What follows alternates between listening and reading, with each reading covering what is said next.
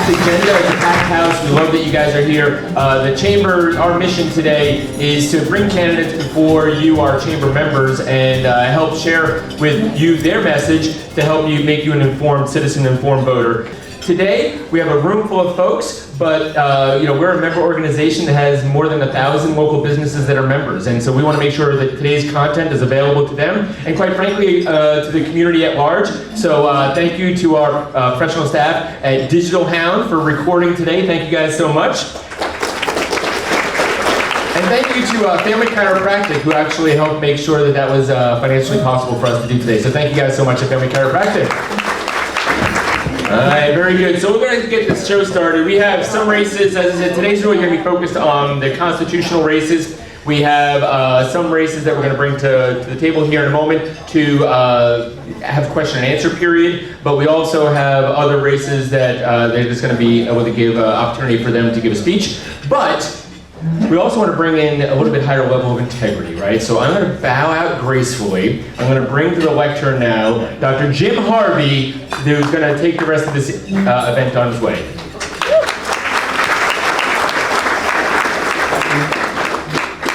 Thank you, John.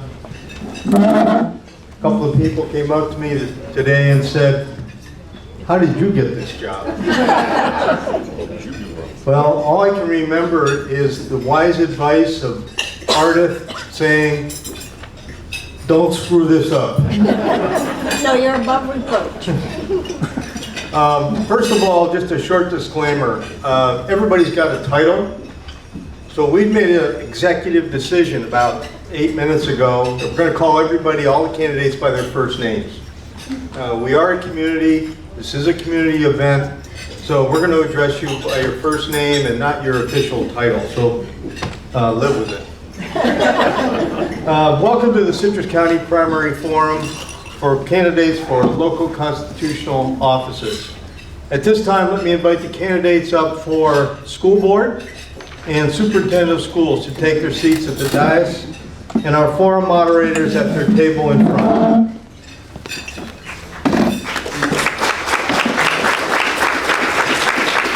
Also, at this time, while they're coming up, I want to invite to the podium to say a few words our candidates for Clerk of the Courts and Supervisor of Elections. Candidates for the offices of Clerk of the Court and Supervisor of Elections will not be asked any questions during today's forum, but we invite them to take up to 2 minutes each to introduce themselves and share what they will bring to the office if elected. So, I guess they're not coming up. We have to follow directions. Tracy Phillips should be on your way up. Mo Baird and Tiffany Long. You'd all come up. And I'm going to start with Tracy. She's got more of an announcement to make, I understand, than a speech. Tracy? Well, we got 15 minutes to get it. Okay, thank you. Yep. Well, I don't know that I can quite make the announcement yet. We've got about 16 minutes left. But at noon, I'm hoping I'm your new clerk-elect, because as of right now,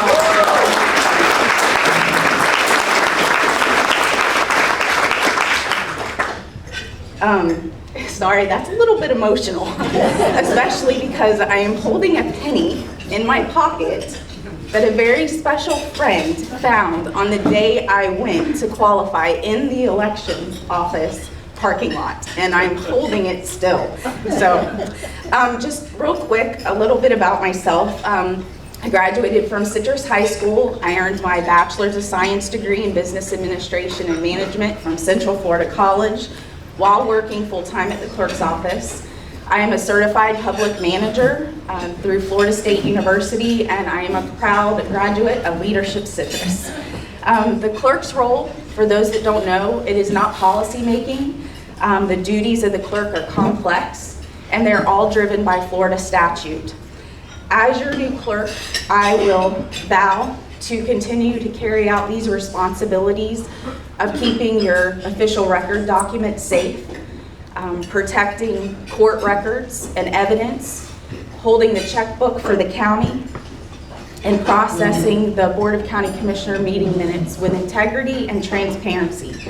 For the last 23 years, I have worked in the clerk's office as boots on the ground to middle management, and for the last almost 8 years, I have been chief of staff, overseeing 95% of the office organization, or office duties. My qualifications are extensive, so if you want to learn more, you can visit my website, phillipsforclerk.com. You're welcome to also ask me. And I have the knowledge and skill. I've already started. So I look forward to continuing to serve you all as your new clerk. Thank you.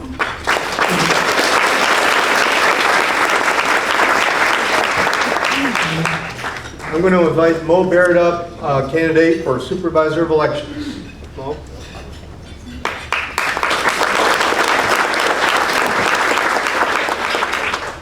First, I'd like to thank the Chamber for having this event. I know it takes a lot to put these together, these forums, and I appreciate your time.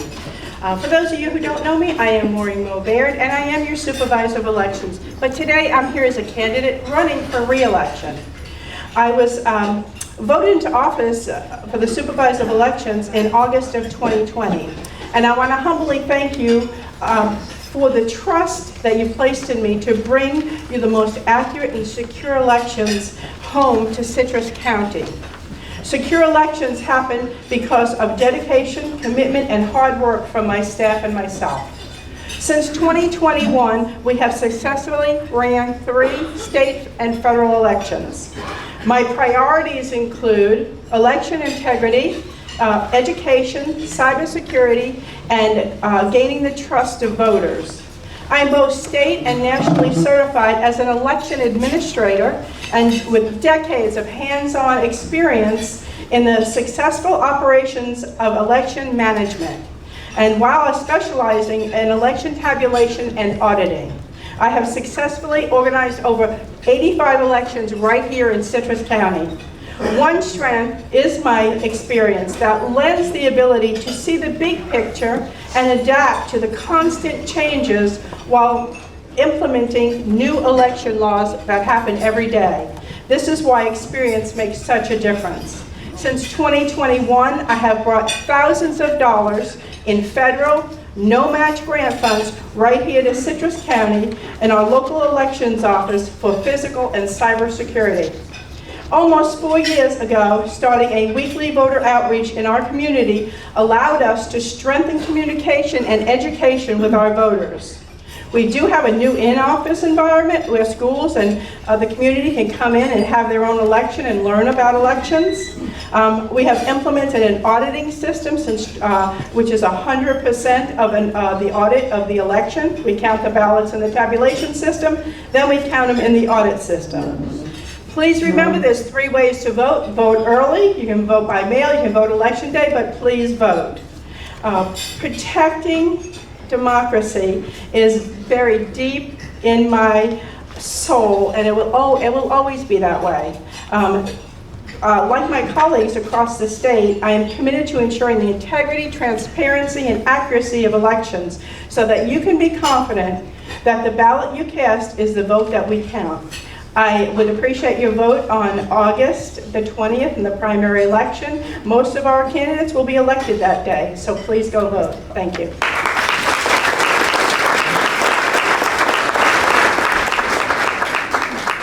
Our next candidate, we welcome Tiffany Long, a candidate for Supervisor of Elections.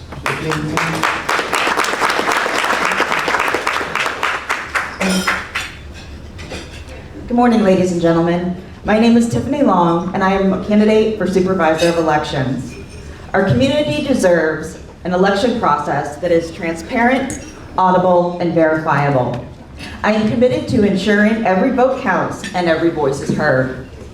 I also believe in fostering a workplace environment that values civility and respect. By promoting a positive atmosphere, we can increase employee retention and improve performance, making our elections office a model of efficiency and integrity. Moreover, I aim to encourage civic involvement.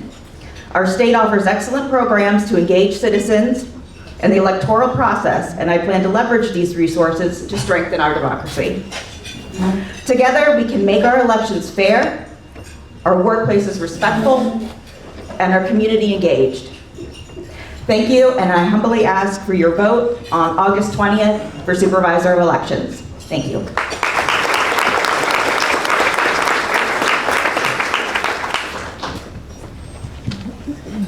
Thank you all very much. This event has been organized by a subcommittee of the Government Affairs Committee of the Chamber to provide an exclusive opportunity for our Chamber members to hear from the candidates who will be competing in the August primary. In fact, there are only Republican candidates running for the office of Sheriff, Superintendent of Schools, and Supervisor of Elections. This will be a universal primary for that seat, for those seats, meaning all voters, whether Republican, Democrat, MPA, or other, will choose from these candidates during the primary, and the winner of the primary will be the winner of the election. With respect to the school board, the candidates do not designate a party. So long as one candidate receives 50% plus one, the August primary will decide that race.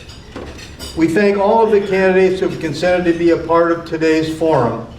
Ken Frank, Laura Gatling-Wright, Dale Merrill, and Victoria Smith running for School Board District 2, Dr. Scott Hebert, and Jason Kuhn for Supervisor of Elections. I'm sorry, Supervisor of Schools. Wait a minute. Don't screw up. Calvin Adams, Doug Alexander, Mike Prendergast, and David Vincent running for Citrus County Sheriff. As a disclaimer, some of you may know that that Chamber Government Affairs Committee is very active, but some of those members may or may not be supporting various candidates. We wanted to assure you that they had nothing to do with this forum or this process or the selection or development of questions for these candidates. They were not present at any meetings, and they were not involved in any of the planning. Due to the number of candidates in today's forums, candidates were previously made aware that there will be no opening statements. Instead, we'll go directly to questions, but then give each candidate 2 minutes to make a closing statement. Our timer for responses today, and our illustrious table is here in front. Gary Mock will be our official timer, and Gary will warn you when you have 30 seconds remaining and when your time is up. Upholding, he's got some cards in front of him that he'll hold up and point in your direction. The other disclaimer is Citrus Hills has installed some trap doors up here for anybody that goes over their time limit. So we figured out that problem. Our moderators today, we're really honored to have 2 wonderful people and pillars of our community. Don Taylor, sitting right there at the table, who's a member of the Chamber's board and a member of the Government Affairs Committee. And of course, no stranger to us, Susan Gill, our former Supervisor of Elections. So we're really happy to have you. The order in which candidates will respond to questions today, as well as give their closing statements, will be drawn randomly. And that will be done at the table in front for questions, and I will draw the order for the final questions, for the final statements. Okay, let's now begin. First with the school board, and then we'll do the superintendent of schools. These candidates will remain up here on the dais and will until we completed both races. Thereafter, we're going to ask them to step down, and we'll bring up the candidates for sheriff to sit in these places up front. The following questions for our candidates were drawn up by the Chamber's Government Affairs Committee with input from the Chamber membership at large. Each of you will have an opportunity to give a 1-minute response. We will make a random choice of the order of the respondents from pulling from a candidate basket that we have at the table up front. To begin our questions, I'm going to ask Susan Gill to begin the process by asking the first question. Susan? Thank you. Okay, I'm going to pull out a piece of paper here that has the candidate order for this first question. And Dale, you are the first one to answer the question, followed by Ken, followed by Laura, followed by Victoria. Okay? The question is, behavioral health is a significant issue within our community and school system. Do you have any innovative ideas for dealing with behavioral health for our students in our school system? Please describe them. The reason I'm running is because I believe in better behavioral health. The reason I'm running is because I believe in better behavioral health in our school systems. Behavioral health affects all of our community because it affects crime. When you look at people who are in prison, most of them have behavioral health issues, and the best way we can solve that is to start early in the school system. A lot of parents can't help the children. A lot of parents are begging for help, but we really need to provide the support for that. What I would advocate is, and my dream, I should say, for Citrus County, and I don't know if it would be possible, is to have a school that focused on behavioral health issues. I know that this worked very well in my family. My daughter, who I adopted, had special needs. I put her into such a school, small classrooms. They pulled her out when there was a behavioral health issue. They then turned around and was all positively motivated program, and that's the kind of program that I'd really like to see more of in Citrus County. Okay, thank you, Dale. Okay, Ken. Okay. So first of all, everything starts with the parents. So that's the biggest thing. But I think where we need to focus on this is training for the teachers. And I know they do get training, but we need to make sure that we identify children with behavioral health issues. But the biggest thing that I can see that we can do as a community is mentorship with these kids. And one of the things, when I was a city manager for Crystal River, we brought a YMCA into Crystal River for that area of the county, and it's been very successful. Actually, we work with David Reed at the YM there, and the kids have got an opportunity to go in there and partner with older adults and learn how to be good adults. So that's the biggest thing as a community I think we can do. We got the YMCA there. We're working on bringing the Boys and Girls Club into Crystal River. I think the model would work throughout the entire county. Okay. Thank you. Okay, Laura? Okay, hi. Yes, so I also would advocate for behavioral health. I believe that it does come down to staffing as well. For right now, there is only one guidance counselor for every elementary school, so that is a guidance counselor that is assisting up to 600 to 700 students. And mental health problems do happen in elementary, and it does require early intervention to help those students in need. And I believe that does come down to staffing. I would like to see at least 2 guidance counselors on elementary grounds, also social workers per site instead of rotating between sites. And I think that would help with early intervention as well. And not only that, but just providing the accommodations that they need when it requires them to have small group, less stimulation, things like that. That once again comes down to staffing, where we need those paraprofessionals to help step in to assist the teachers in that avenue. Thank you. Okay, great, thank you. Victoria? So I also agree that we had to have the experts come in. We do not have enough people right now that are in the classrooms. We don't have enough aides in the classrooms, and we don't have enough people that are certified to give the mental health need that's needed. So that, again, goes down to staffing. It goes down to money, though, too, because we need to make sure that we have the money available to be able to hire those staff. We have too many people going into the private sector because they can make more money. What is the most important thing? It's our students. Our students are our #1 assets, so we need to make sure that we're taking care of them.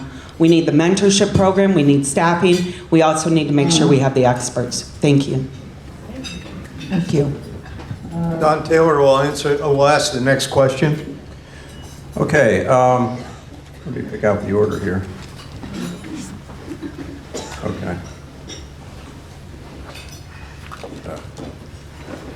Okay, first will be Laura, then it will be Dale, then it will be Victoria, and then it will be Ken. Okay? All right, next question. The Florida scorecard that was developed by the Florida Chamber shows a decline in Citrus County third graders' reading at grade level. COVID aside, how much emphasis would you put on the scores, and how do you propose to move the needle in a positive direction? So I'm probably going to be a broken record, but the most effective thing we can put in front of our students is qualified educators. And right now we have a shortage, and that is an issue. That is a retention and a recruitment issue because, for example, my son had a class of 27 fourth graders. Students' needs are not being met to the fullest potential because it does boil down to the people. The people are the organization. The people are the ones that are going to be able to assist these students and their needs. They're the ones that are going to know what the students need individually. The iPads can only do so much. Programs can only do so much. It takes the qualified educator to make that happen, as well as paraprofessionals to help pull in those small groups and provide those accommodations. So once again, it does boil down to the people to make these gains for the students and to make them be more successful. Thank you.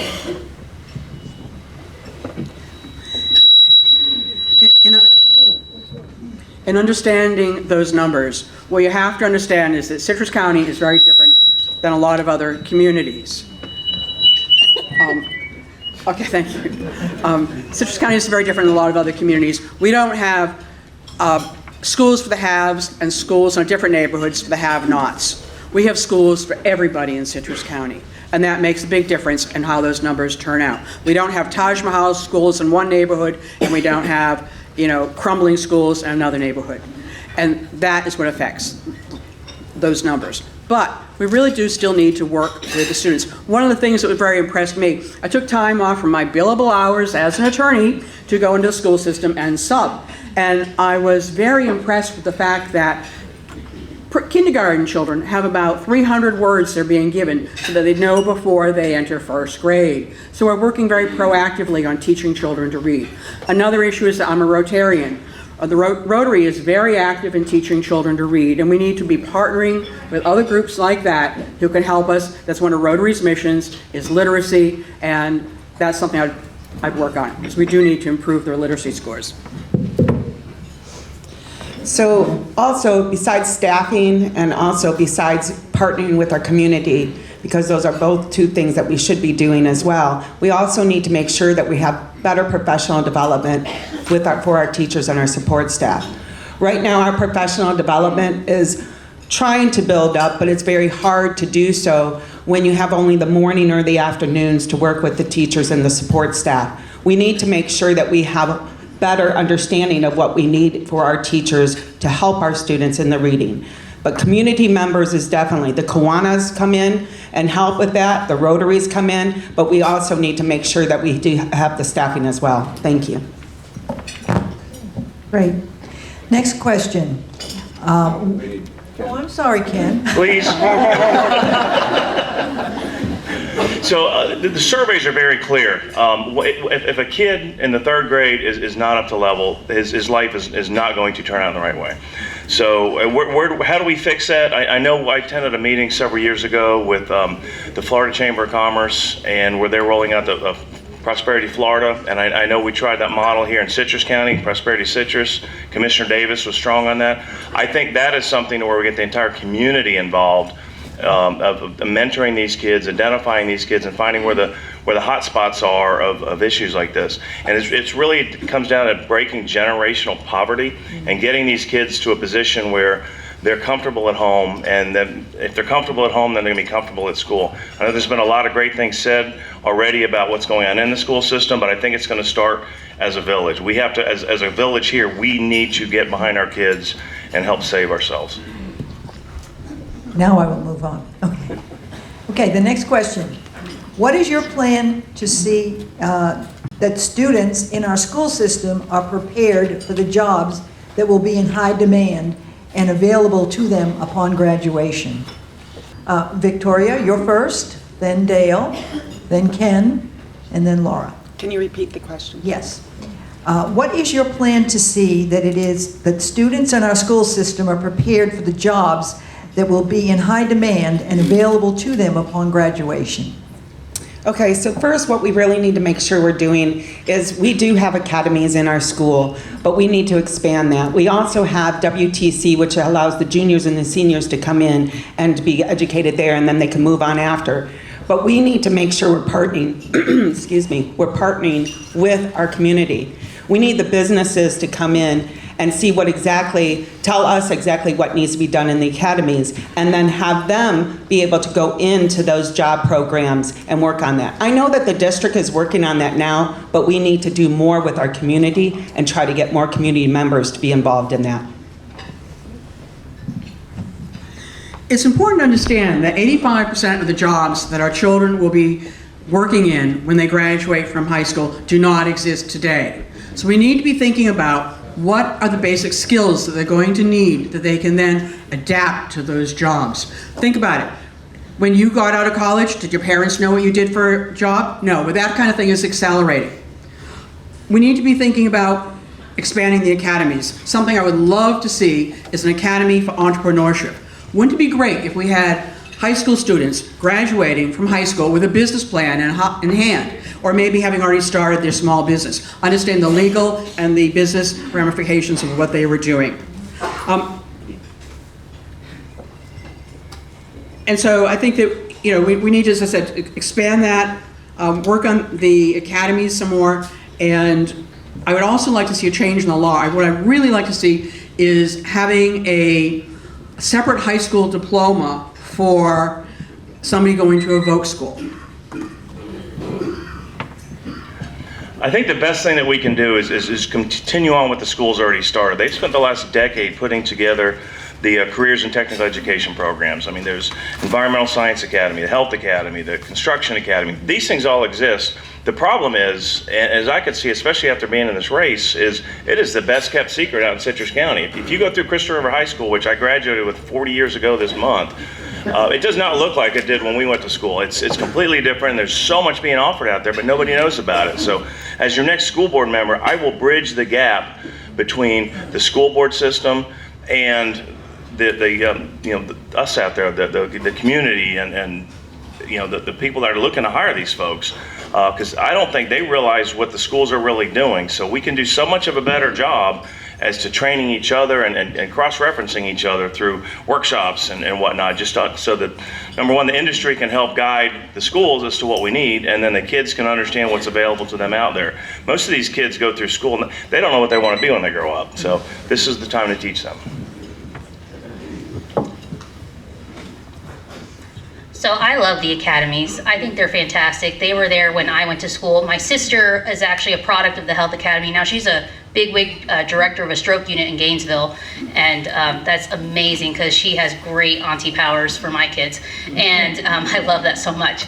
But I love that we've extended it to more technical, for more hands-on, because not every kid is college bound, and that's okay. And we need to be able to let these kids know early on that there are more than one option for them, and that they can still be successful and make a livable wage without a four-year degree.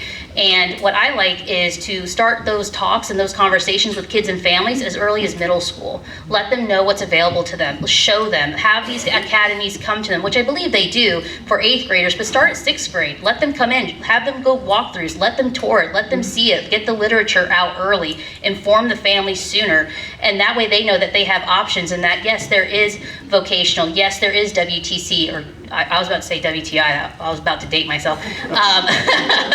And I think that just needs to be more aware of the options. Thank you. Very good. All right, thank you for your responses. We're now going to conclude the school board forum by giving each of you 2 minutes for your closing. And again, we'll draw the order of the candidates, and I've got the secret envelope up here.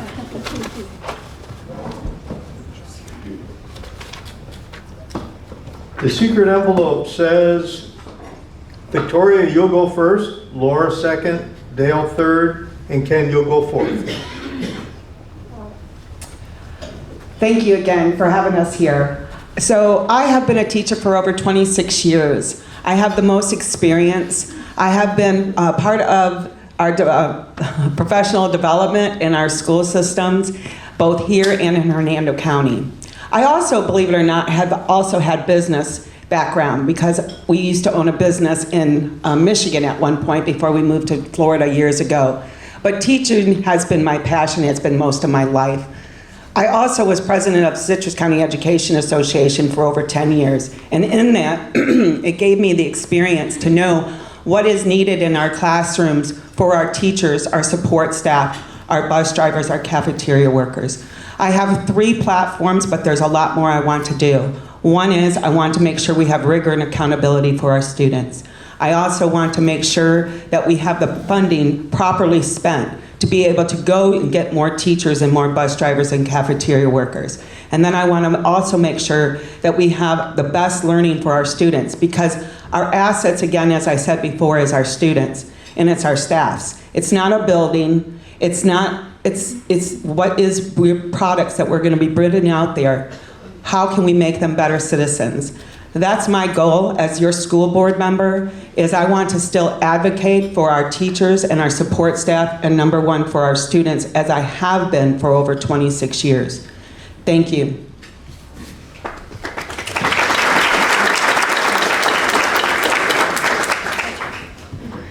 Hi, I have also been teaching, not quite as long, but I have been teaching for almost 15 years now. I was a product of Citrus County Schools. I was born and raised here. I went to the same schools that I ended up teaching in, and that has just been really a great process for me to see what my childhood teachers went through to bring the magic to the classroom, and I really respect all that they put in there.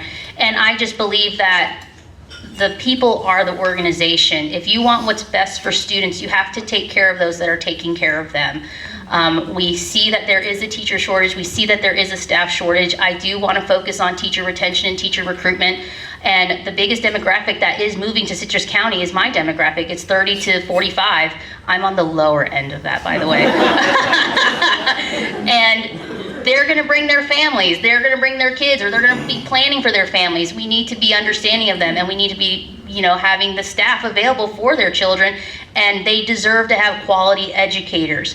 And another thing that I want to focus on is reviewing the policies for bullying and student behavior, because I do want to see more consistency with the policies so that students are held more accountable, especially at the lower grades, for their behaviors, because students deserve to have a safe and distraction-free environment to learn.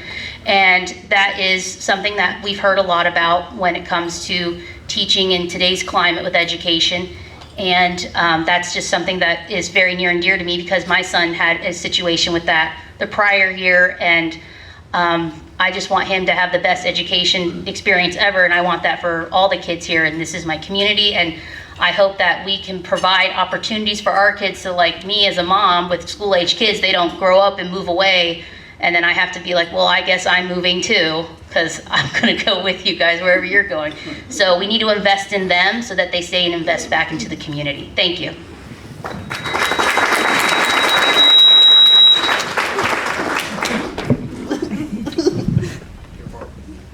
I'm Dale Marie Merrill, and I'm running for school board because I believe in better behavioral health. I'm the only candidate who has a complete set of skills and education in order to effectively do this job on the school board. I've been an attorney for 26 years. I was in the business world for over 20 years, managing officers in Mexico, Europe, Canada, and throughout America, helping Fortune 500 companies put together their mission-critical programs. This is very relevant to the kind of growth that we're going through in Citrus County and the skill set that one needs in order to do that. What we need to look at, though, is and you look at my background, my education. I have a bachelor's in English, a master's in American Studies, a CSS in management, an MBA in strategy and operations and marketing, and I have a Juris Doctorate. So I'm by education more qualified than any of the other members. Now you need to look at what does the school board do. By statute, the school board is a strategic organization. They make policy that's consistent with the law. They're also a quasi-judicial body. They oversee such things as expulsion hearings and also personnel hearings. Now due process and the right to a fair hearing are very important to that. That's the kind of thing that attorneys live and breathe. That's the kind of thing they're very familiar with. In addition to that, they negotiate contracts. As an attorney, I've had numerous courses in contracts. As a business person, I spent a lot of time with developing contracts, and I've also taught negotiating and taken a number of courses in negotiation. My volunteerism has always been in the area of mental health. I'm running because I want to see better behavioral health in our schools. I'm the only candidate that has all the qualifications necessary to serve on the board. Vote Dale Marie Merrill for School Board, District 2.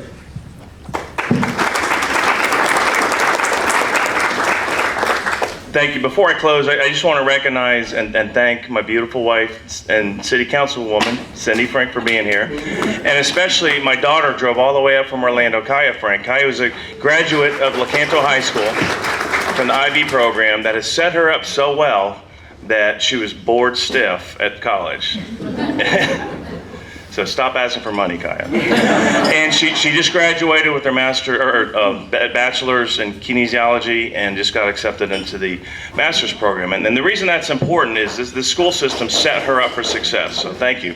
So what's going on here? I've got a lifetime of commitment to this community, whether it be through the school system, with government, and private practice. I own a private practice now. I've owned a private engineering firm before. And I am surrounded by a network of very loyal supporters.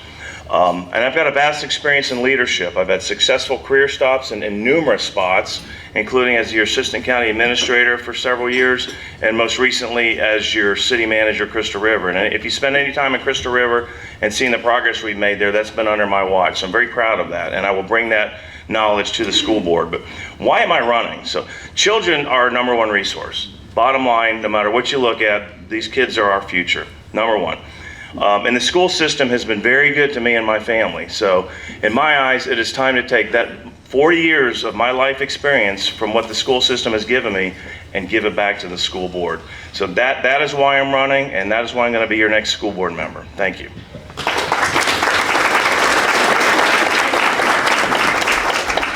Thank you, candidates. We'll now move on to the candidates for Superintendent of Schools, and we'll follow the same process. And I'm going to ask Don Taylor to begin the questioning with the first question. Don? Okay, pull the names out of the bucket here. Jason, you'll be first up, and then Scott for this question. The question is, what can you do from your position as superintendent to solve our teacher shortages and bus driver shortages, especially when other businesses are also struggling to find and retain employees? Well, one of the biggest things that retain employees is success, safety, and security. Our bus drivers need to feel safe on the bus. They need to feel that they're supported in the disciplinary issues that they're facing. The school board and the district has already upped that pay by $3 to bring us within the top 6 salaries in the state of Florida for bus drivers, which is a big deal, and we'll contribute to that big time.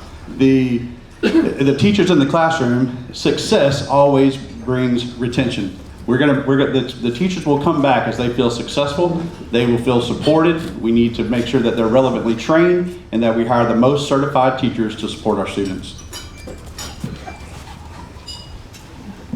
Right, Scott. Can you repeat the question, please? Sure. Let's see. Let me go back. Okay. What can you do from your position as superintendent to solve our teacher shortages and bus driver shortages, especially when other businesses are also struggling to find and retain employees? So for the past 11 years, I've worked at the district office, and I know and understand the needs of our school district. We must continue to recruit and retain our staff.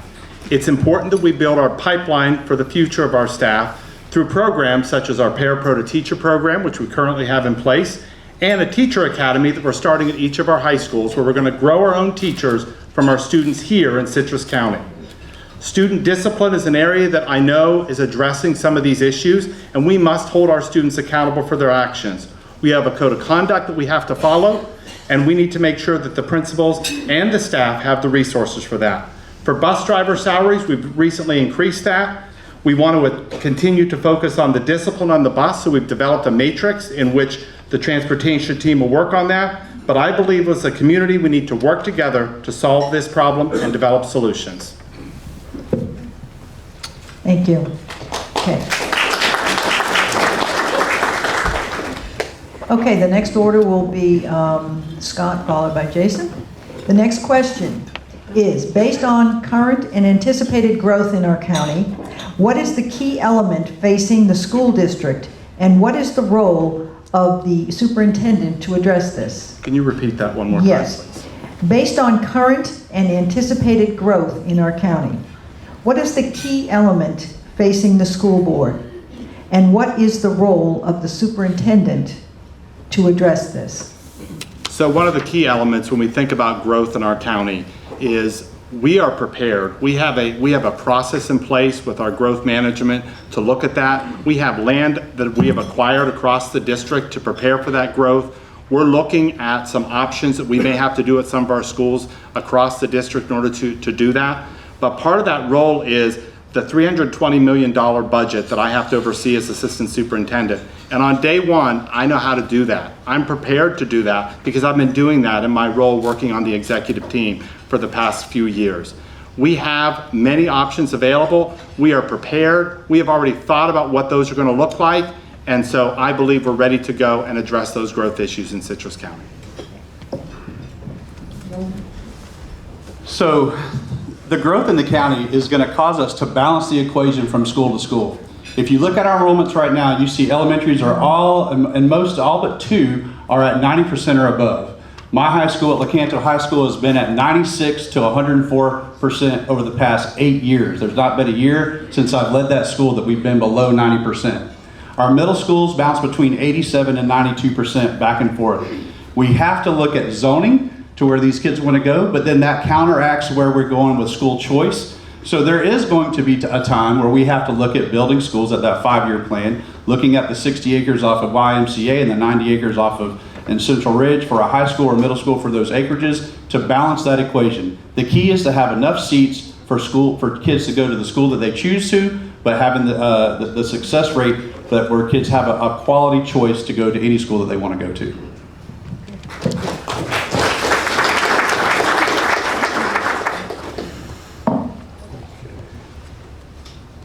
So next question, Jason, you'll be first, and then Scott. What is your position on preparatory programs to help students with transitions to college and/or vocational and technical educational paths? I'm so glad you asked me that question. I've been standing on this since the day that I opened my candidacy in February. We have to partner with local businesses to find out what the needs are that students need to go to. We've heard this before up here. There are a number of academies, there are a number of technical institutions that we have at each high school where kids are coming out. It is a little bit of a secret. We need to do a better job of expanding that knowledge to the community, but we need to reach out to local businesses to find out what their needs are, and then we can curtail those programs to our schools to make sure that we can employ Citrus County. We want to strengthen that social fabric of our county. We want to employ Citrus County, but we want kids to be ready to go to college. We are successful at sending kids to college, but we can absolutely strengthen our workforce, make students workforce ready right from Citrus County schools. Can you repeat the question again? Sure. What is your position on preparatory programs to help students with transitions to college and/or vocational and technical educational paths? I believe we need to have opportunities for students when they graduate high school. So my plan is in middle school to have students develop a plan of what they're going to do when they graduate. But currently, in my role as assistant superintendent, we have tripled the number of students involved in what we call a cooperative diversified education program in Citrus County. This program, we have students have the opportunity to receive on-the-job training while still taking courses at the high school. Due to the increase in enrollment, we had to hire 3 additional teachers this past year, and this upcoming year, during the staffing process, we've had such an increase of students wanting to be involved in entering the workforce upon graduation. We've added another staff that's going to be reaching out to businesses to say, how can we work together? How can we get our kids, when they graduate high school, either ready for the workforce, so working in our businesses, working at your businesses in the community, going to college, entering the military, or going to our technical school.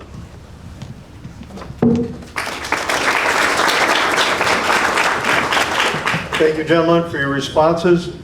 We're now going to conclude the school superintendent forum by giving each of you 2 minutes for your closing. And once again, I'll open the secret envelope. Where is it? It's either got to be A, B, or BC, or 1, 2, 2, 1. Scott, you're first, and Jason, you're second. First, I'd like to thank the Chamber for giving us the opportunity to speak today. And second, I'd like to recognize and thank my wife, who's here of 34 years. She's always been there to support me. Thank you, Sarah. I've been teaching for 34 years, started in middle school. I was a teacher, principal, district director, chief academic officer, and now I serve as the assistant superintendent. As the principal of 2 schools, I thought I knew all I needed to know until I got to the district and saw how complex it really was. As assistant superintendent, I manage a $320 million budget. We have 27 school sites, 135 buses that travel 16,000 miles every day, and the largest restaurant in Citrus County. And if you didn't know, our school cafeterias serve 1.7 million lunches annually. My vision is simple. We need to focus on the basics, reading, writing, math, civics, and science, and we need to continue to expand career and technical education, and we need to hold our students accountable. I believe students should have multiple pathways in life. My son Alex was told by his high school guidance counselor he needed to go to college, but he didn't want to. That was not his path. Instead, he joined the Army, and after his honorable discharge, he went to WTC for HVAC, and now he's working towards his general contractor license. Success has many forms, and my son is a shining example of that. Also during my career, I was blessed to be named the Florida Teacher of the Year. And during that year, I was the ambassador for the state and traveled all over the nation. And since then, I've been inducted into the Florida Teacher Hall of Fame. For the past 20 years, Citrus has had a great school district. Our current superintendent, Sam Himmel, has given me her endorsement, of which I am thankful and grateful. I plan to keep our school district great. As a lifelong Republican, I wake up every morning and I think about our 16,000 students, 2,400 staff, and every day I want to make sure I do everything I can to help them be successful. So on August 20th, I'm asking for your vote. Dr. Scott Hebert, Superintendent of Schools, thank you and God bless.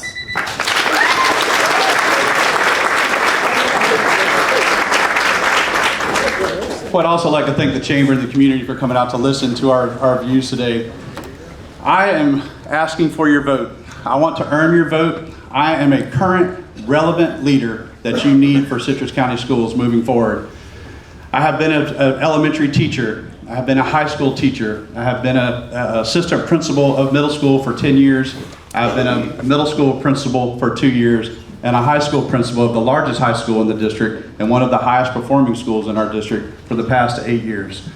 I currently know exactly what our teachers and our students and our parents are going through each and every day. It doesn't get reported to me. I am the person sitting in front of them talking about how to solve these issues. That experience at the superintendent's level will help ensure that our county is successful, has a successful school system, that we have a relevant school system, that we have programs that are going to strengthen that social fabric again of our county. I've done this my whole life with 27 years experience in the school system right here from Citrus County. I went to school here starting in the 7th grade. I came back and I've taught here ever since. I am Jason Kuhn. On August 20th, I'm asking for your vote to be your superintendent of Citrus County Schools.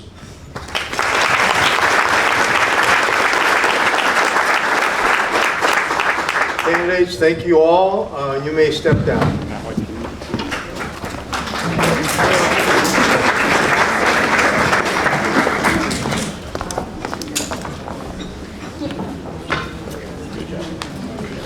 Okay, now I'm going to ask all the candidates for Sheriff of Citrus County to please take the dais.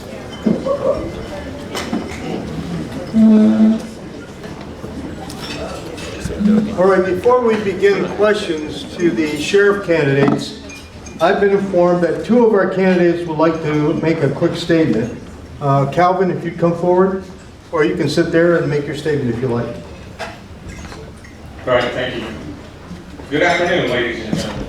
It is great to see so many friendly faces this afternoon, and I want to thank you all for coming here. Trust me, when I say I am very happy to be here, I am. What a great country we live in, where we are free to vote in elections.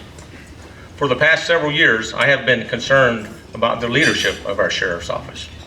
I decided to raise my hand for sheriff, knowing that I could offer a more proactive, productive, and positive style of leadership.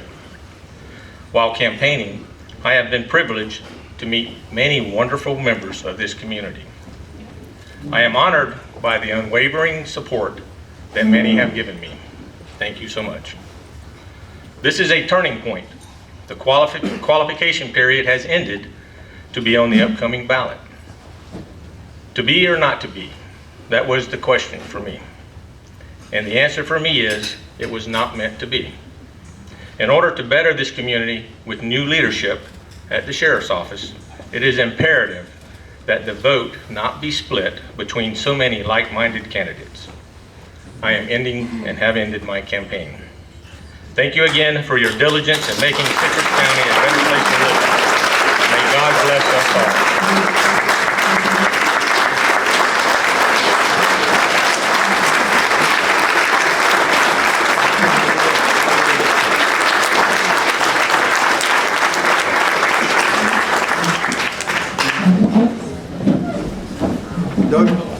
Doug Alexander, I believe you have a statement as well.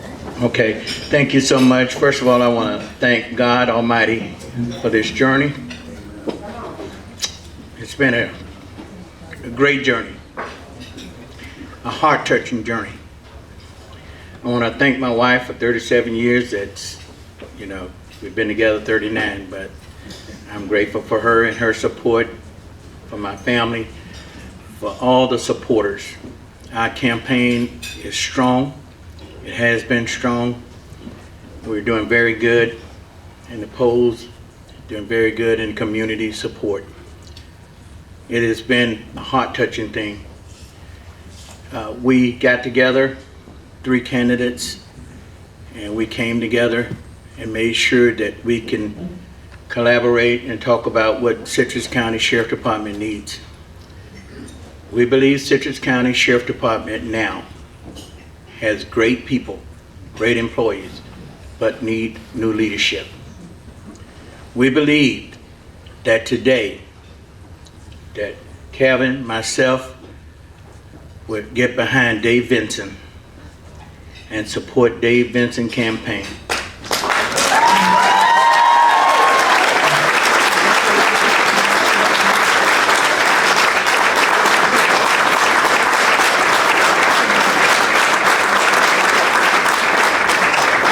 So I want to say to you, a vote for Dave is a vote for Doug.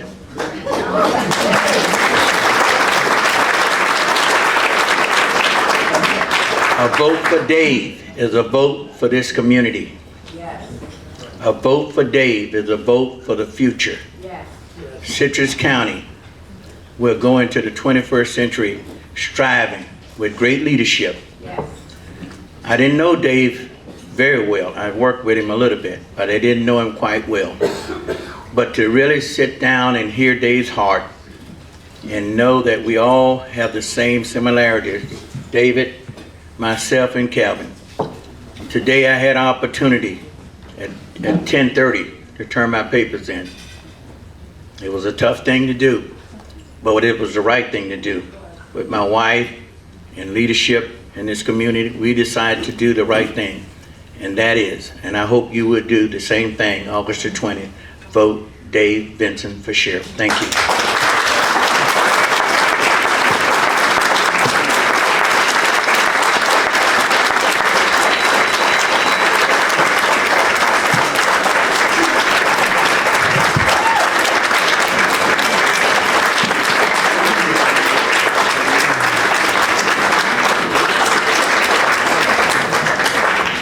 Thank you, gentlemen. Candidates, we will proceed in the manner as we did for the prior candidates. You'll have 1 minute to respond to questions, followed by your 2-minute closings. If we do have some extra time at the end, we may ask 1 or 2 lightning round questions that we would ask you to respond in only 1 or 2 words. So let us begin. Susan, if you would start the questioning. Okay, we're going to just picked out this from the box. So the first question is, and we start with you, Mike, is what is your #1 budget priority and why? My #1 budget priority is more people for the Citrus County Sheriff's Office.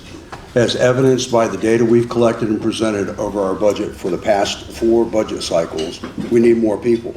In fact, since I got elected to the sheriff's position back in 2016, our community has grown by more than 22% over what it was just 8 short years ago. And therefore, as we continue to see the growth in our community, we need to have more law enforcement officers and detectives and support personnel out there supporting this ever-growing community. And in fact, when you look at the data, our community has grown faster than the state of Florida by a pretty substantial number, and as well faster than the United States of America over the past 50 years. That trend is not slowing down. Florida is the place where people want to be. And Citrus County is that beautiful community that so many people want to come to because it offers a rich array of amenities and a whole host of other great services right here in our great community. Thank you, Ms. Gill, for that question. So my number one priority for our budget in Citrus County is to stabilize the budget. When we look at, I don't think there's anyone in this room that doesn't think we don't need more deputy sheriffs in our community. We've been telling the agency leadership for years that we need more deputies and that we're understaffed. So when you look at the prioritization now is we need to get in there and see where the budget's at. Our county commissioners have been very gracious in adding those dollars to our budget to make sure that we're adding personnel every year within the last few years, and they propose that again.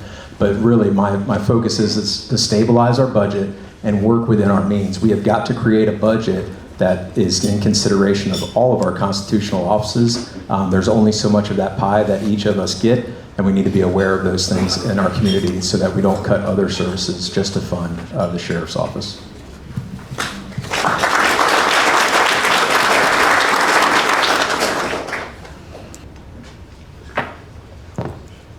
Okay, the next question will go first will be David, then Mike. And what do you feel is a major crime issue facing Citrus County, and how do you plan to deal with it? Well, I think everyone sees the effects of drug abuse in our community. Many years ago in my career at the sheriff's office, I was a narcotics detective for almost 7 years, so I saw firsthand what drugs do to our communities. Our drug prevention and education needs to be more robust starting in our school system, and we need to focus on those things. So drug abuse prevention and education is an important part. Like I said, I was a detective and I understand what that looks like firsthand. So when it comes to leadership in our sheriff's office, we need leadership that understands what effective narcotics investigations look like, and I have extensive experience in that. So narcotics investigations is one of our biggest issues here. Drugs remain their number one problem. 8 years ago, when I knocked on thousands of doors around the community, people came to me and said, Mike, you've got to do something about the drug problem in our community.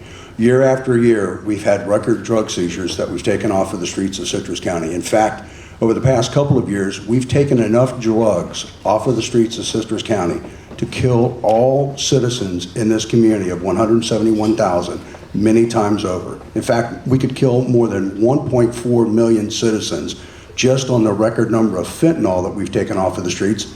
And just right now, just a few minutes ago, I stepped back into the back of the room and took a call, and we just had another trafficking seizure of fentanyl that we took off the streets of Citrus County.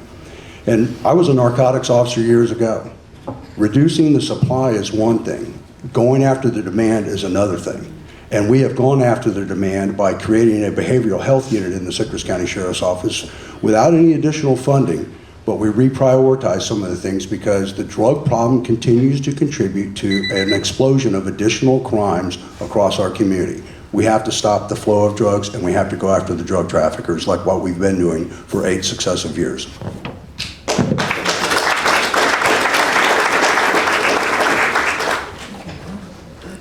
Mike, we're going to give you the next question, and Dave, you go second. Okay, the question is, many of our local businesses have been struggling to find employees. What would your methodology be for recruiting and retaining additional employees? The number one methodology that's been proven to be very successful for the Sheriff's Office is to have competitive salaries that compete with not only the local market, but on the statewide margins. We've lost some great employees because the private sector, especially the large box companies that are out there, have far more competitive wages and benefits than what we've been able to offer. And thanks to a lot of work by the governor and the legislature, They shored up some of the state wages, and thanks to some help from the Board of County Commissioners, we've been able to offer competitive wages year after year for the past 3 years to the new recruits, as well as the folks that we're retaining. We also have a robust benefits package that allows our folks to be competitive with every other employer, not only in Citrus County, but in the surrounding region. Unfortunately, what hurts us is that we are so grossly underfunded when it comes to public safety. We're the 33rd largest county in the state of Florida, but public safety gets funded at number 59. And that helps and hurts at the same time in so many respects. We've got to get the wages right. We also have to have the competitive environment that will allow us to keep the talent that we've got in Citrus County to serve our citizens every day. So when we look at the sheriff's office or any other business, when we recruit and retain employees, we've got to create a package for employees that is a benefit to them. And when we talk about benefits, it's things like our health care and things like that, child care. What are we doing with that? So as a sheriff's office looks at that, we're worried about the enforcement issues that we have out there, but when it comes to our lives of our employees at their home, is there ways that we can help supplement their child care? Because we all know in this room that child care is an issue in our community and having those resources out there. So do we dedicate dollars towards our child care to help our employees? Our health care package, we have 3 entities in this community that are all doing the same model. I would propose that we should get together and look at our healthcare plans to see if combining those healthcare plans to create single facilities that have healthcare clinics and pharmacies that would benefit our employees to reduce those employee costs. Those are the kinds of things that I think that when you look about retention and recruitment, you've got to have those good packages for your employees that make them want to be part of that team.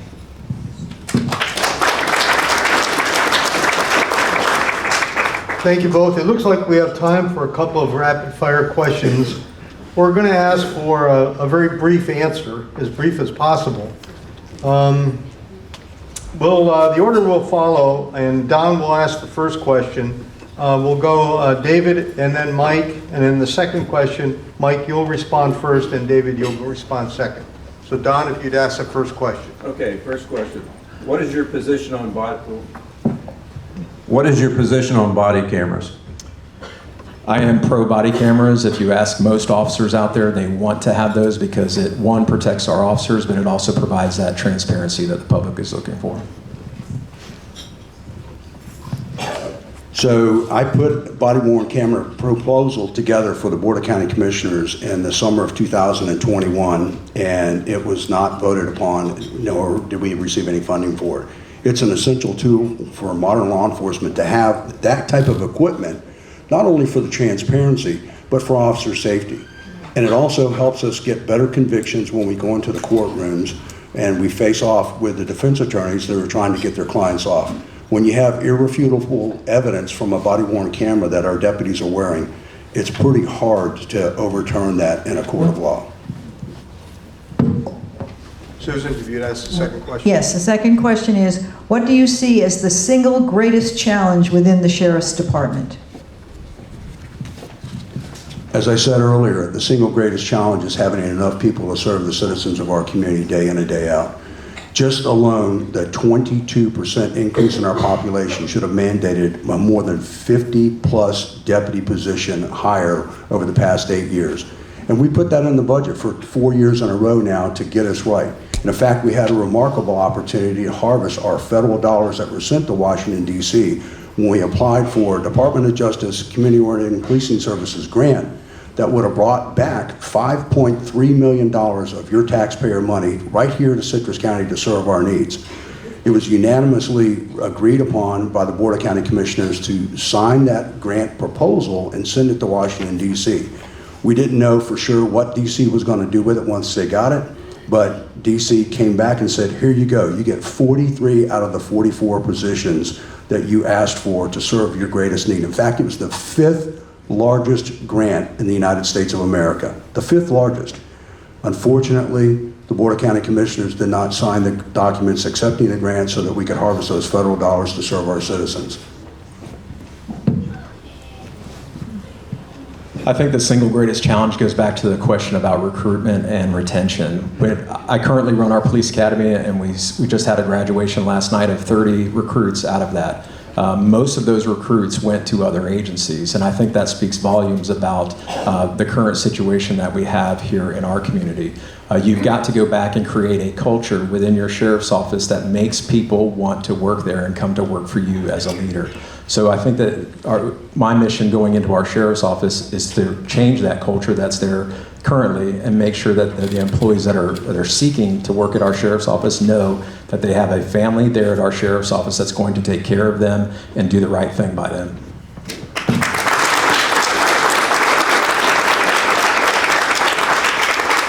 Thank you for your responses. We're now conclude the Sheriff's Forum with giving you each 2 minutes for your closing, and I'll open the magic envelope. It will be Mike, you'll go first, and David, you'll go second. Mike? Thank you. I'd like to thank the members of the Chamber for hosting this event again this year and for what you do across the community to be employers and to be success stories for each and every corner of our community, whether it's in the healthcare industry, the automotive industry, or any of the other industries across the county. You're greatly important to our citizens and, more importantly, to the great number of tourists who come here every year. I'm a 31-year decorated United States Army Military Police Corps combat veteran.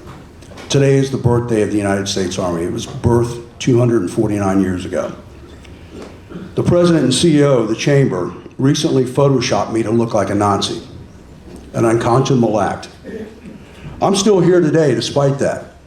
It was a despicable, disrespectful act, not only to me, not only to the men and women of the Citrus County Sheriff's Office who work alongside of me every single day. In fact, about 10% of our agency is a veteran, but also to the 20,000 veterans here in Citrus County who call our community home, and the more than 1.5 million veterans in the great state of Florida who love this state and stood for something greater than themselves. So my record does speak to itself. I've been your sheriff now for 8 years. You are safer today than what you were 8 years ago. That's not by me standing up here on a dais and saying that. It's by the measurements that we take every single time that we go out in the field and make things happen.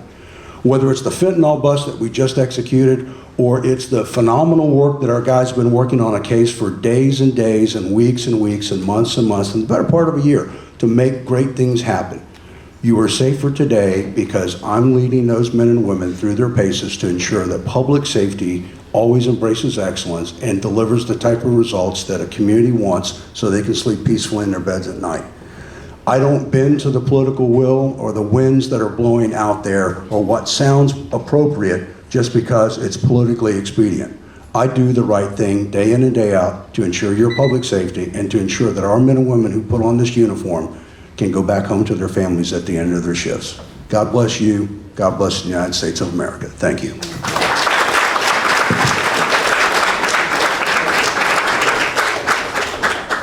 All right.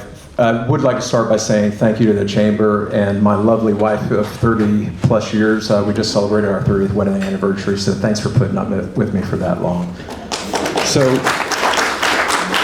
So great things happen when leaders unite. And before I start my remarks, I'd first like to say how honored I am to have the confidence and support of Doug Alexander and Calvin Adams. The three of us set out on a similar mission, and that was to bring the community back into our sheriff's office. And united, our efforts will do that. Thank you, gentlemen. I appreciate you. June 14th is an important day in my professional life, not because it's qualifying day for me to be your next sheriff. June 14th marks my 31st anniversary of when I started serving this community at the Citrus County Sheriff's Office. So with only 2 minutes with you today, I don't want to talk about my experience and qualifications. I want to talk to you about what I believe is the message for moving this community forward. I am sitting here today as a candidate to be your next sheriff, full of hope. I hope that in August, this community elects a sheriff that wants to unite people rather than dividing them. I hope that this community elects a sheriff that is focused on community partnerships and rebuilding relationships. I hope that this community elects a sheriff who's fiscally responsible and considers all aspects of the community and the service provided to them. I hope that we elect a sheriff who not only will look out for the men and women serving you, but will always view you and your family's safety as their #1 priority. And lastly, I'll hope that you leave here today knowing the 3 principles that guide me every day. And those are integrity, accountability, and service. Integrity, that I will always do the right thing for the right reason. I will ensure that the men and women of the Citrus County Sheriff hold evil accountable so that you and your family's safety is always their #1 priority as it is mine. And we will do all of this while providing you the best display of servant leadership possible. As you leave here today, my hope is that you carry a message of unity with you, and together we can accomplish anything as one community with one goal. I look forward to the opportunity to earning your vote on August 20th and continuing to serve our community as your next sheriff of Citrus County. Thank you.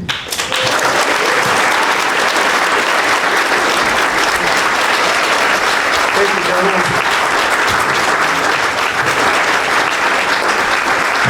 And there's your 2024 Citrus County Chamber of Commerce Constitutional Primary Candidate Forum, with today's video coverage brought to you by Family Chiropractic Center for Wellness. Offices Spring Hill, Homosassa, Brooksville, Hudson, and now Inverness.